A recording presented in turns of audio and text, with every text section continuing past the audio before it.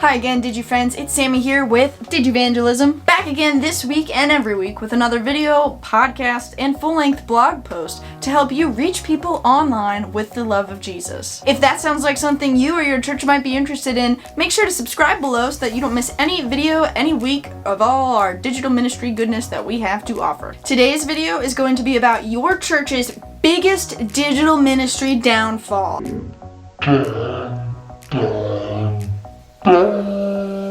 Let's start this video off with a bit of a disclaimer. This digital ministry downfall might not actually be your church's biggest digital ministry downfall. Unfortunately, for many churches, it is, so be sure to pay close attention in case your church is included in this number. This downfall is something so tragic that even your most consistent posting, your most eloquent copywriting, your most dynamic on-camera personality will not remedy it. In fact, this downfall can actually go beyond your digital ministry. It could be your church's biggest downfall as a whole. It could even be your biggest personal downfall as a whole. Okay, enough dramatic buildup. Your church's biggest digital ministry downfall could be not knowing your why. Now, this statement can mean many things to many people, but we're going to focus on two specific whys that apply most directly to your church's digital ministry. Why do you exist as a church, and why are you posting online? First things first, why does your church community exist? That's a big question, and it might seem a little irrelevant to your digital ministry strategy, but in fact, knowing the purpose behind your existence as a church is crucial to understanding the community that you are inviting people into, especially your online followers.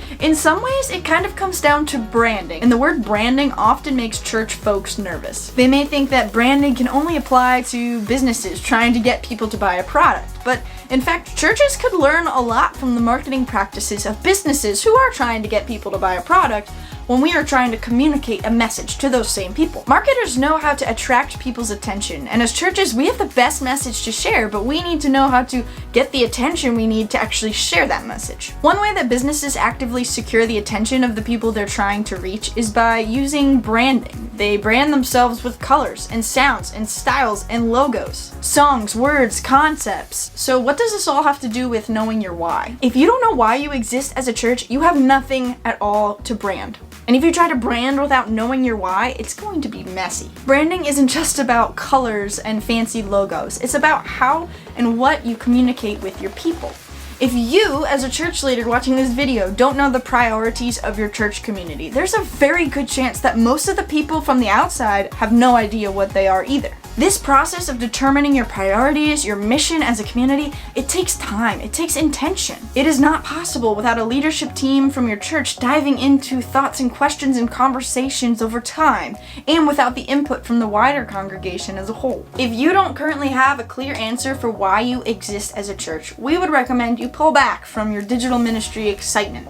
Really, dive into that process, channel your energy, and discover this answer before you even take another step with being online, before you even take another step with your digital ministry journey. And if you're not sure why your church exists at all, maybe think about what people would miss if your church didn't exist tomorrow. Asking these difficult questions might lead you to answers you never anticipated arriving at, so we recommend that you be gentle with yourself through this process, and be open to where God might be leading you and your church leaders. Once you know why your community exists, though, you are ready to dive into question number 2. The second question you need to be able to clearly address is, why are you posting online? And maybe even, who are you trying to reach with that? This might be a new effort for you as a church, but it can only help you to think about who your target audience is as a church and try to target your posts at reaching those specific people. Now, this might seem weird because you're used to everyone being the right answer, right? You're following Jesus. Jesus reached everyone. We need to focus on everyone at the same time.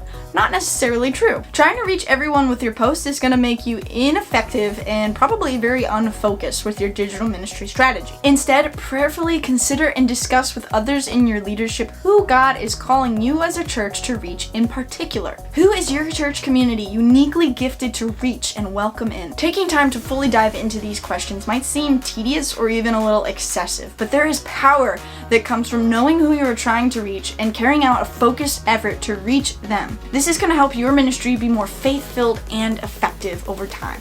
That's it for today. If this video was helpful for you, be sure to like and subscribe below so you stay up to date with all of our latest videos, and so you don't miss a single moment of what we believe is the biggest opportunity to share the love of Jesus yet.